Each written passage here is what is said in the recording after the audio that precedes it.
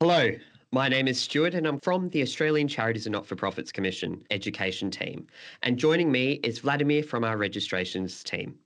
We're really excited to talk to you about charities, not-for-profits, and maintaining income tax exemption. Before we start, I would like to acknowledge the traditional owners. We are presenting our webinar today from the lands of the Wurundjeri people, and I would like to acknowledge them as the traditional owners. I would also like to acknowledge the traditional custodians of the various lands on which everyone is joining us from, and pay my respects to elders both past, present, and emerging. Now, on the agenda for today, we will be discussing the reporting requirements for not-for-profits. We'll explain what impact this may have on your organisation and the next steps you should consider. As part of that, we'll be discussing who can register as a charity and how to prepare your application. We'll discuss some of the updates and changes you might need to make before you're ready to apply and go through all the information you need to submit your application, as well as the ongoing obligations you'll have once registered. To start off, let's have a look at what exactly has changed. The Administration of Not-for-Profits, or NFPs, as they might more commonly be called, that self-assess as income tax exempt, has recently changed. The change isn't a change to law, but it's about how those organisations report as eligible to self-assess. Not-for-profits that self-assess as income tax exempt have always been required to review their entitlement for income tax exemption. But what has changed is that from the 1st of July, non-charitable not-for-profits, specifically those who have a registered ABN, are required to lodge an annual return to the Australian Taxation Office, confirming that they're income tax exempt. That is starting from the 2023-2024 financial year. It's important to note that the new reporting requirements relate to non-charitable not-for-profits. To clarify those two groups of organisations, charitable and non-charitable not-for-profits, some groups may consider themselves to be a not-for-profit but may in fact meet the definition of a charity. A not-for-profit is an organisation that does not operate for the profit or personal gain of particular people. That could be the members of that organisation, the people who run the organisation, they're not profiting from the group. A registered charity is a not-for-profit, so all registered charities are not-for-profits, but they additionally have only charitable purposes that are for the public benefit. They also are not allowed to have disqualifying purposes, and there are a few groups that are not eligible. But the main difference is that a charity is a not-for-profit with solely charitable purposes. But first, we're just going to discuss the changes in a little bit more detail. I'll pass over to Vlad, and he'll be able to discuss the different pathways that a not-for-profit might go down and who is eligible for them. Thank you, Stuart. It is important to point out that there aren't options to pick from, but rather there are three pathways that non-for-profits may need to go down. One pathway is self-assessing. That's a process for non-charitable not-for-profits to lodge an income tax exempt self-assessed return. You can access and lodge your NFP self-review return now.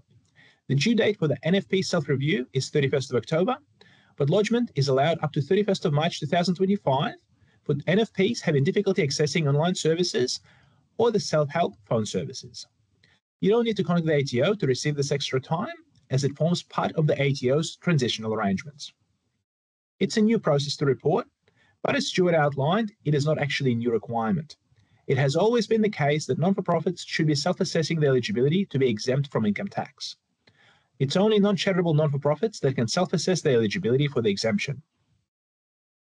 Now, there are 8 ATO categories which an entity needs to meet in order to be able to get the exemption. The categories are community, cultural, educational, employment, health, resource development, scientific, and sporting organizations. These 8 categories do not cover all types of non-profit organizations, so if your group doesn't fit into one of these categories, you cannot self-assess as income tax exempt. If your organization has solely charitable purposes for the public benefit, you need to register as a charity with ACNC so you can be endorsed as being income tax exempt by the ATO.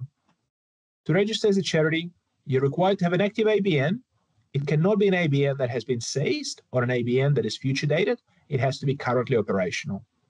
There are multiple aspects of the charity eligibility criteria, but the key focus is that an organization needs to have solely charitable purposes. That is, purposes that are recognized as charitable at law. Thanks, Vlad.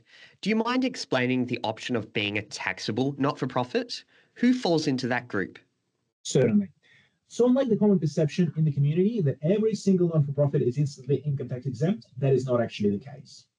For example, if an organization that is charitable does not register as a charity with ACNC, it will become a taxable non-for-profit. There may also be organizations that are not eligible to register as a charity and are not eligible to self-assess. Those organizations will be taxable as well. What this means in practice is that these organizations will have to either lodge an income tax return with the ATO or lodge what is known as a return not required, again with the ATO. If your organization is a non-profit sub-entity, please do not submit a charity application or complete the NFP self-review return. NFP sub-entities only exist for GST purposes. They exist when a parent organization decides to treat some of its individual branches or units as a separate entity for GST purposes.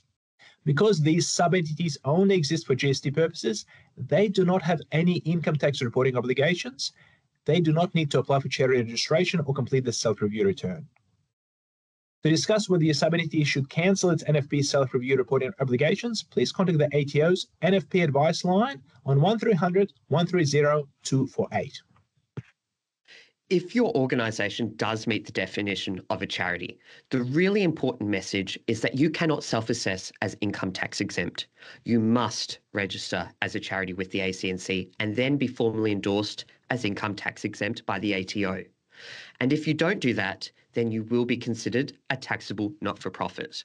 If you're not sure if you are a charity, we will go into a bit more detail about the eligibility criteria in this presentation. If you cannot resolve if you're charitable by the due date for lodging the not-for-profit self-review to the ATO, please lodge the ATO self-review return. In the self-review, question 5 will ask if you have any charitable purposes. You can select unsure for this question, and the ATO will contact you to provide guidance to help determine its charitable status. If a group is already registered as a charity with the ACNC, the good news for you is that you are not affected by these changes. If you want to double check your registration, or if you're not sure if you're already registered, you can head to the ACNC Charity Register. You'll be able to search by your organisation name or its ABN and confirm if it's already registered. If you are already registered and you want to check if you've been formally endorsed as income tax exempt, or if you want to double check any of your charity tax concessions, you're also able to have a look at those on the Australian Business Register website. Again, they've got a search function where you'll be able to look up the name or ABN, and you'll be able to confirm if you've already got income tax exemption endorsement. So anyone who's already registered or you think might be registered, you can double check. And if you're already registered already, you won't be affected. For those of you who haven't registered already and think you may need to, we're now going to go through how to apply to register and break it down in a few simple steps for you. As an overview, the very first thing you'll need to do is ensure the organisation is actually eligible for charity registration. We'll go into the definition of what a charity is and who is eligible.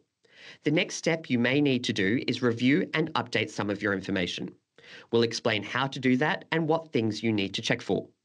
Finally, before submitting your application, please make sure you've got all of your information handy. We'll outline what pieces of information you'll need for that application. Then, once you've got all those documents ready to go, you'll be able to submit an online application in the charity portal. Or if you're interested in submitting a bulk application, please contact us. The first topic will be eligibility to register. I'm going to hand it back over to Vlad, who's going to discuss the legal meaning of charity.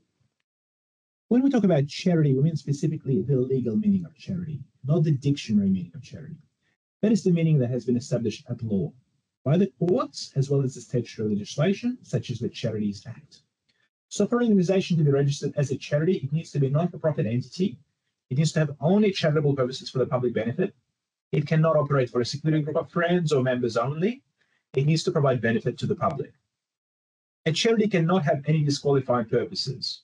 This covers issues such as being opposed to public safety and public policy, promoting political candidates, or political parties. A charity cannot be an individual, political party, or government entity, but it can have multiple structures. So, for example, a charity can be an unincorporated association, incorporated association, or any other type of body corporate that would be acceptable, but not an individual, political party, or a government entity. Now, as we've mentioned before, the key difference between a not-for-profit and a charity is having charitable purposes. To be registered as a charity, an organisation must have at least one charitable purpose. This is what your organisation has been set up to achieve. You may also think of it as your mission. Again, a charitable purpose has a specific legal meaning, so that it's been developed over the years by courts and Parliament.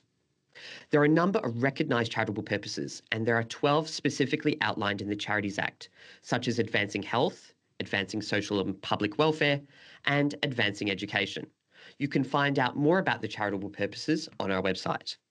To register, you will need to have a charitable purpose or purposes. You can have more than one.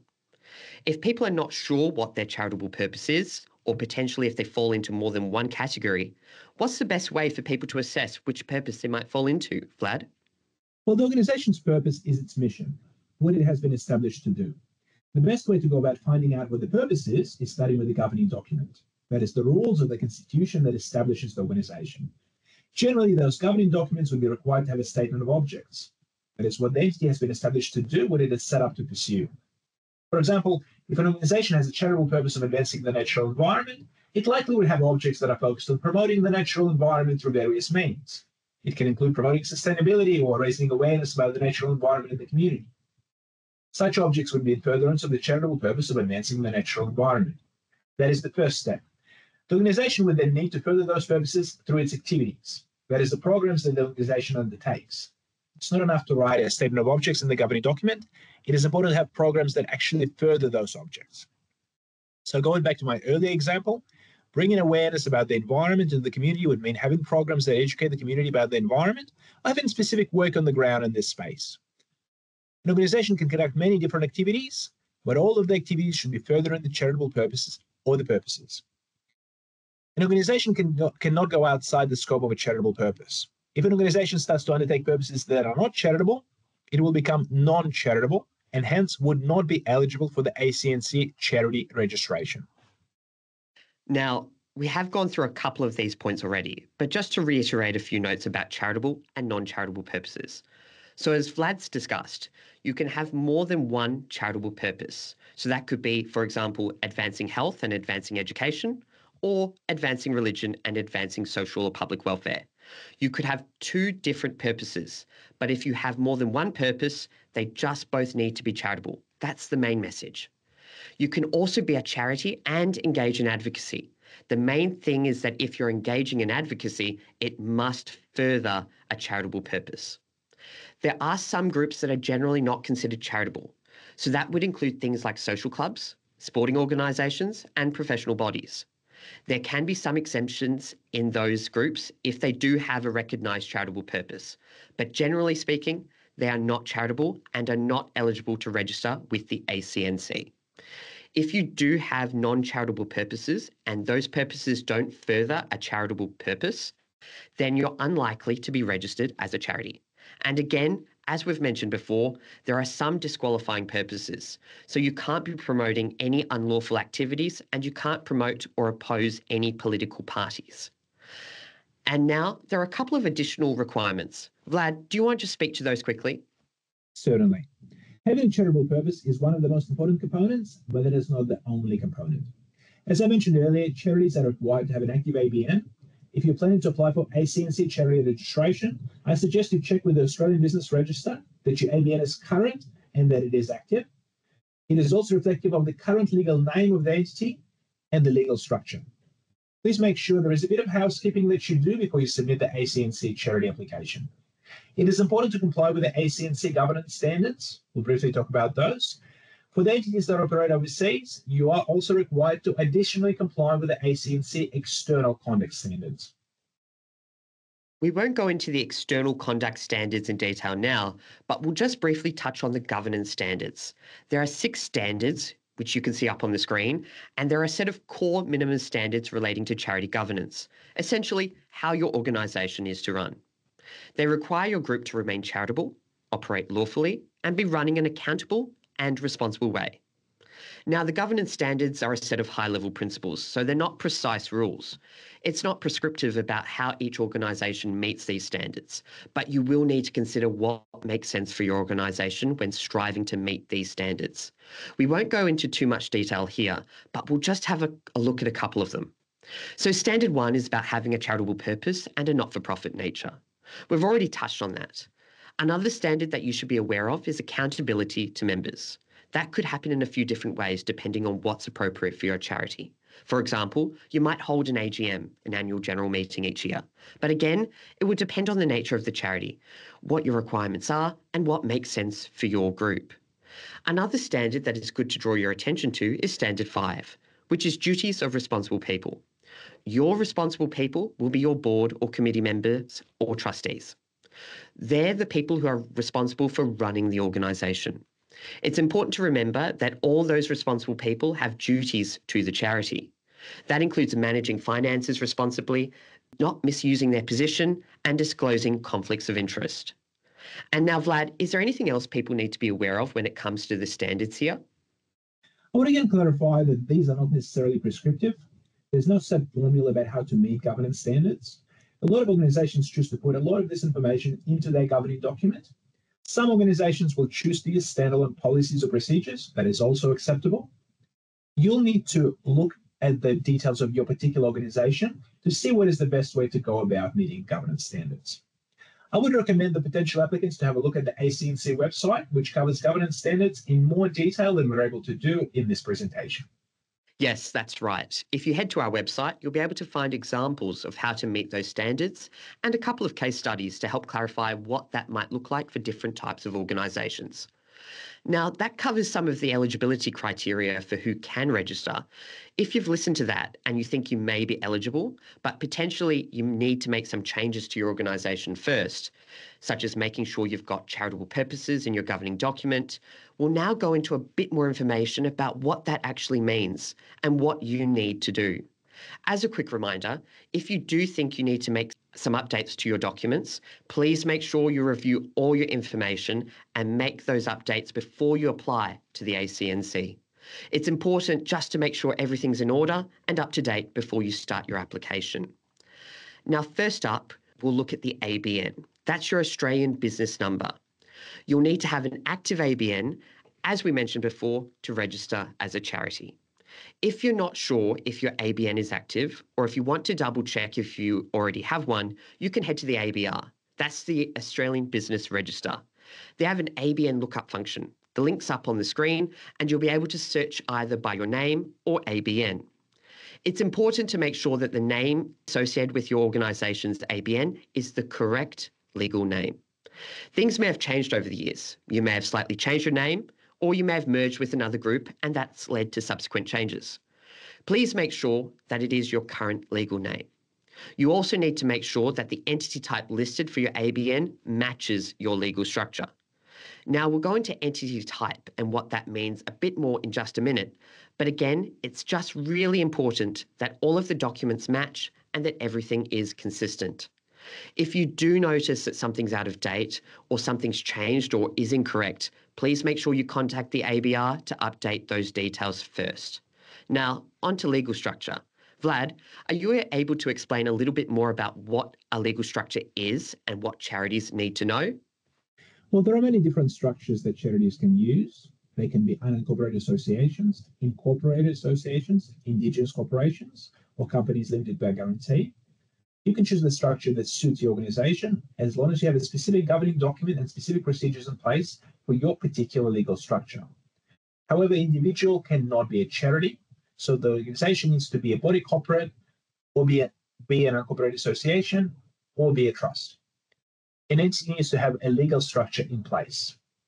If you're submitting information to us as part of your application to register as a charity, you will need to provide details about the legal structure of your organization. That's right. As we mentioned before, it's really important that the entity type linked to your ABN corresponds with its legal structure. So if you go into the ABR's ABN lookup and type in your organisation, it will have an entity type listed. We've got it up on the screen, the corresponding legal structure for some of the most common structures we see with charities. If you go and look up your ABN and it says other incorporated entity, the legal structure associated with that would likely be a state or territory incorporated association. It can also include organisations that are registered with ORIC, that's the Office of the Registrar of Indigenous Corporations, and it can also include some P&C groups as well. That would be other incorporated entities. Now, if the entity type listed is other unincorporated entity, that will be an unincorporated association. Public company would be a company limited by guarantee as the legal structure, and a very simple one at the end. If the entity type is cooperative, the corresponding legal structure will also be cooperative. As we've mentioned a few times before, your organisation needs to have a governing document. This is the formal document that sets out your organisation's charitable purposes. It will set out that it's a not-for-profit organisation, and it will outline how your governing body, that's your board or committee, will make decisions and consult members. One important thing to note is that if you are applying to register your own group as a charity, you need to have a governing document for your group. If your organisation is a member of a peak body, you still need to have a governing document specifically for your organisation.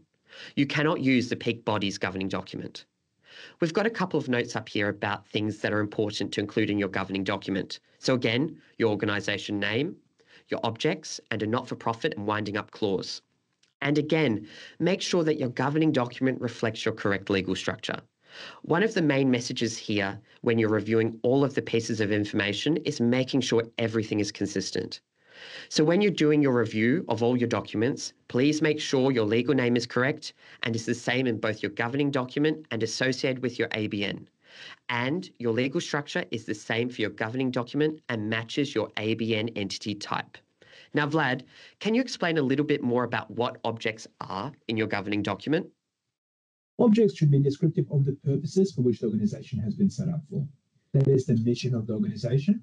So in terms of the governing document, it should have a clear statement of objects that is focused on the charitable purpose of the organization, or charitable purposes if there are multiple purposes that an organization is pursuing. We do have templates available on the ACNC website, which we'll talk about more in a moment.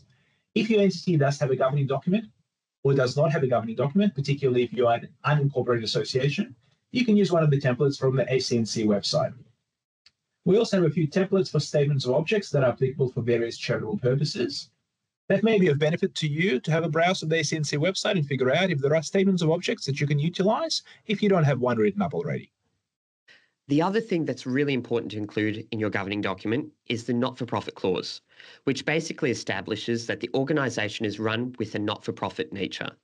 The clause will explain how your organisation's assets and income are used.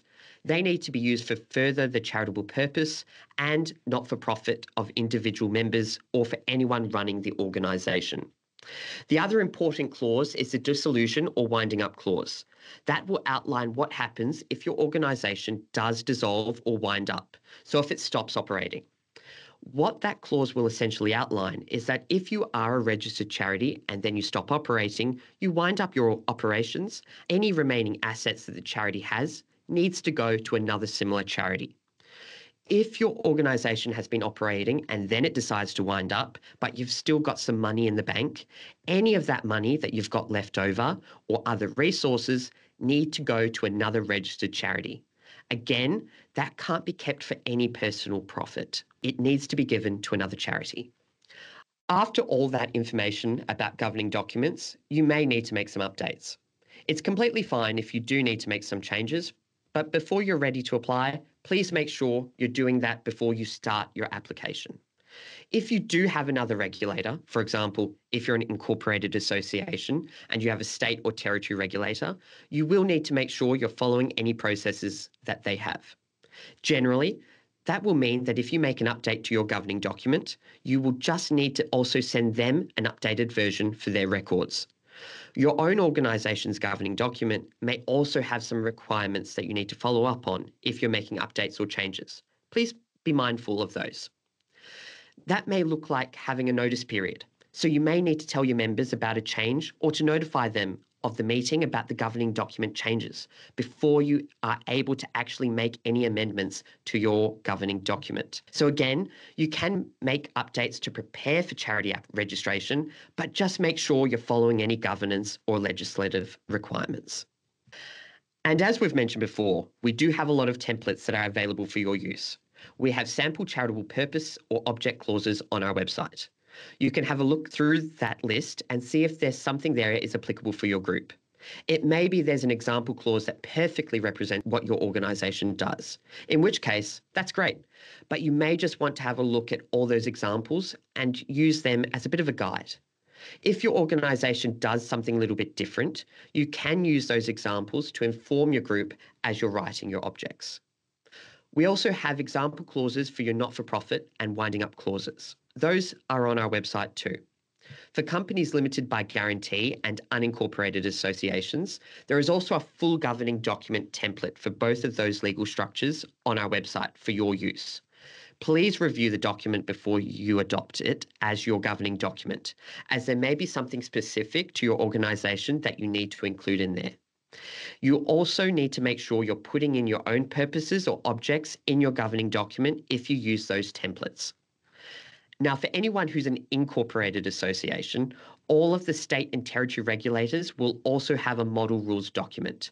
So again, you can use that as your template, making sure you're adding in your purposes and reviewing it to make sure it's appropriate for your specific group. It is crucial to be mindful of the legal structure of your particular organization. For example, if your legal structure is a public company limited by guarantee, please do not try to adopt a template for an unincorporated association. Because unfortunately, if we do receive an application with a governing document that does not reflect the actual structure of your entity, we will not be able to register the organization until that is amended appropriately. Please review the structure and please make sure that when you are adopting one of the templates, it is reflective of the structure of the organization. Yes, that's right. And it really comes back to reviewing all your information and making sure that everything matches up.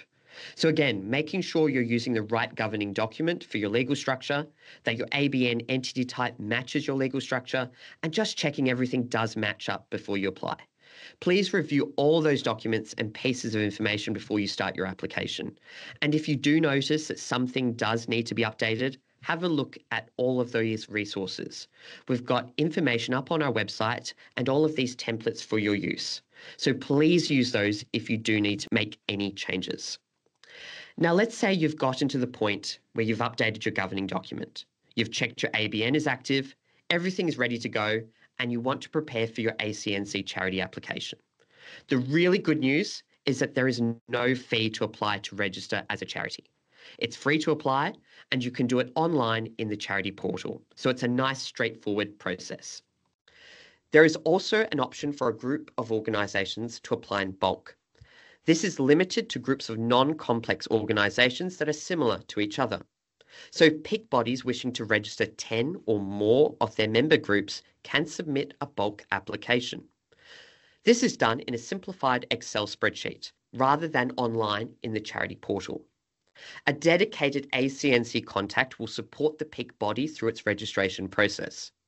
If you want to know if your peak body is eligible to lodge in bulk on behalf of its member organisations, please contact our registration team by emailing them at registration@acnc.gov.au. Up on the screen, you'll be able to see information you need to provide. This information is similar in both the online individual form and the bulk form, although the bulk form is shorter and has a different submission process. We're not going into all the information in a lot of detail, and some of these, such as legal structure and governing document, we've already touched on. But we will just elaborate on a couple of these topics that are in the application. Vlad, are you able to explain what charity subtypes are for us? Subtypes are basically reflective of the purposes of the entity. If your organization pursues the charitable purposes of advancing health or advancing education, for example, then it will be registered with the charity subtypes of advancing health or advancing education. It is not actually obligatory for the charity to actually apply for a subtype. However, it is obligatory to have a charitable purpose. The charity subtype is basically a reflection of what the entity has been set up to do. Your entity can apply for multiple charity subtypes, but I would discourage anyone from applying for charity subtypes that don't actually reflect the purposes of the organization. Whichever subtypes you choose, please make sure that they're reflective of the purposes for which your organization has been set up for, which is reflected on the objects as we discussed, and also the activities support the purposes the organization has been set up for. This leads me to the next important point. The activities that the organization undertakes should be in furtherance of the charitable purpose. An organization can conduct various activities. You can have dozens or hundreds of programs if you like, but all of those activities should be furthering the charitable purpose. To give an example of fundraising, it is totally acceptable for organizations to have some sort of a commercial activity or an operation like an op shop or some other fundraiser to gain funds for the organization to support its charitable purpose. Operating an op shop in itself or having a fundraiser in itself is not a charitable purpose, but if you're using that activity solely to get funds for the organization that you then input into charitable purposes, then those activities would be in furtherance of the charitable purpose. Another section of the application form will be about your responsible people. As we mentioned before, those will be your board or committee members or trustees. In your application, you'll be asked to provide details for all of your responsible people. You'll be asked for their name and date of birth and contact information, as well as their position and when they started as a responsible person with your charity. We do ask for all of that information in the form, but the only piece of information that will be published on the register is the person's name and their position. When you're filling out the section of the form, it's important that your organisation is meeting the minimum required number of responsible people. Now, for certain legal structures, there is a minimum number required by legislation, and there may also be a minimum required in your governing document. It's really important that you're meeting those requirements, so please double check your legal structure and your governing document for any specific requirements. We have some information on our responsible people fact sheet up on the website. We've got the link on the screen right now. You'll be able to see the legislative minimum number, and if you're using the model rules in your state or territory, you'll be able to see what is listed as the minimum number in the rules. There is a table where you can see how many responsible people you are required to have. Another question that you'll have in the form is your date of registration. You can request to backdate your registration. So that would be to apply for charity registration from an earlier date. Please keep in mind you can only register on or after the latest of the dates up on the screen. It needs to be after your organisation was established, your ABN was made active, and you met the requirements to register as a charity. The last date listed up there is the 3rd of December 2012. That's when the ACNC was established. You can't register as a charity with the ACNC before then because we didn't exist yet. When it comes to these recent changes that we've been discussing today, the ATO has informed us that they intend to take a practical compliance approach. So that means that they are focusing their resources on ensuring that organisations are assessing their income tax exemption correctly from the 1st of July 2023, so for the 2023-2024 financial year. The ATO may take compliance action if they have identified deliberate tax evasion or fraudulent behaviour prior to that financial year. But they have informed us that their focus is on the correct assessment of income tax from the 1st of July 2023. If your organisation was previously registered as a charity with the ACNC, but its registration was revoked, you can apply to re-register again. If this is the case, you should consider applying to register from the date that the charity was revoked. Before you register again, you must address any issues that led to revocation. For example, if any charity registration was revoked for not meeting reporting obligations, you need to submit any overdue reporting first. An important thing to note when you're considering your charity application is that you can apply for charity tax concessions, including income tax exemption, in your ACNC charity registration application. The ACNC does not endorse organizations for charity tax concessions, but how it works is you report that information to us in the charity application, and if your organization is registered as a charity, we'll pass on the information to the ATO. The ATO will then be able to assess that information and endorse your charity as income tax exempt. There are a few different charity tax concessions, although not all of them will be available or appropriate for all types of charities. You can find some information about the different concessions on our website and the ATO website. But the main one that is relevant for this webinar is income tax exemption. So again, when you're filling out your charity application form, make sure you select that you want to apply for income tax exemption in that section of the form. Then once registered, the ATO will receive that information and they'll be able to formally endorse you as income tax exempt.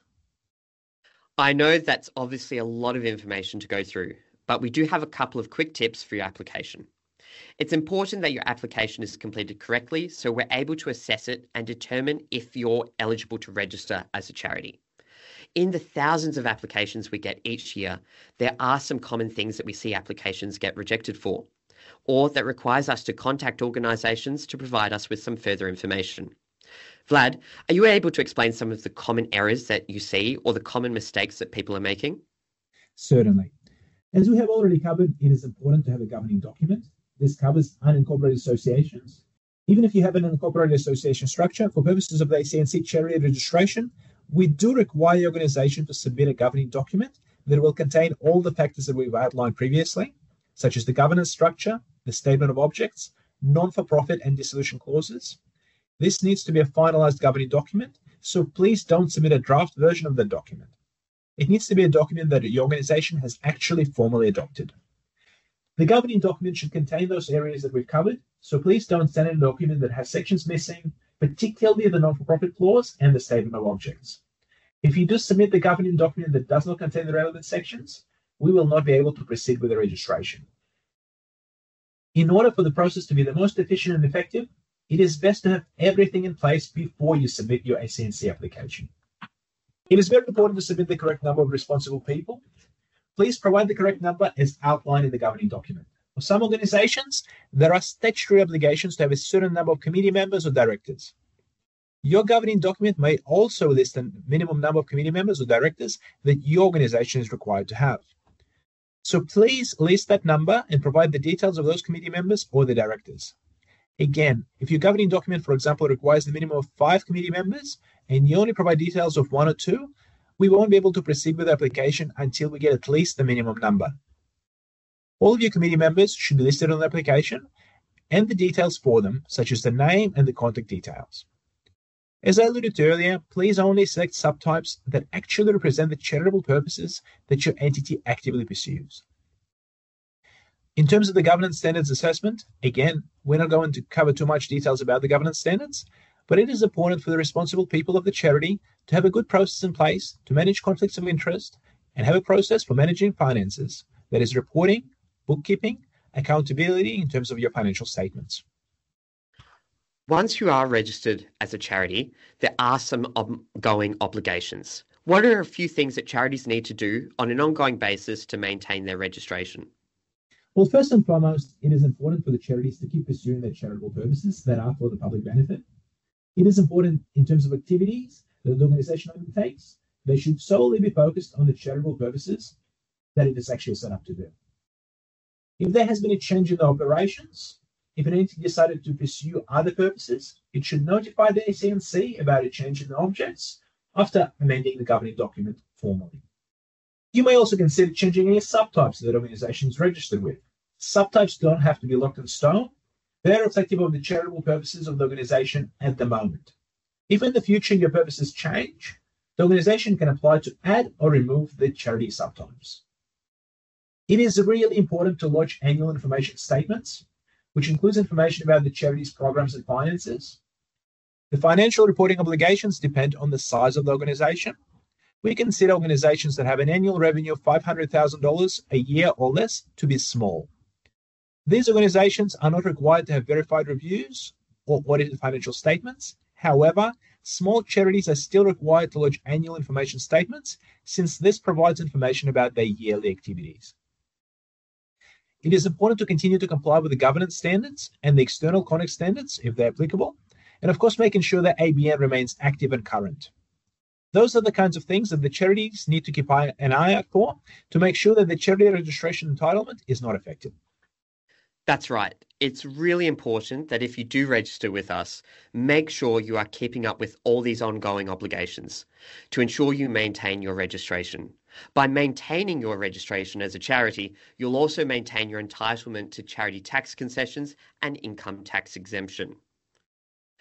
Now, that was a lot of information to get through, and we really do appreciate everyone listening in to all of this guidance about registering as a charity. But what exactly do you need to be doing right now? The very first thing to be doing is checking your eligibility to register. We've gone through a lot of details in this webinar, or you can also visit our website for more information about who's eligible to register. Once you've assessed your eligibility again, as we discussed, please make sure you're reviewing and updating all of your documents. Please make sure you've checked everything first before you apply, just in case you do need to make any changes. Once you've done all of that, you'll be ready to apply for charity registration. That's done online in the ACNC charity portal. Or if you're a peak body interested in submitting a bulk application on behalf of your member organisations, please reach out to our registration team. Now that brings us to the end of the main content for our presentation. Thank you so much for listening. And if you need any further assistance, please don't hesitate to get in contact with us. Thank you.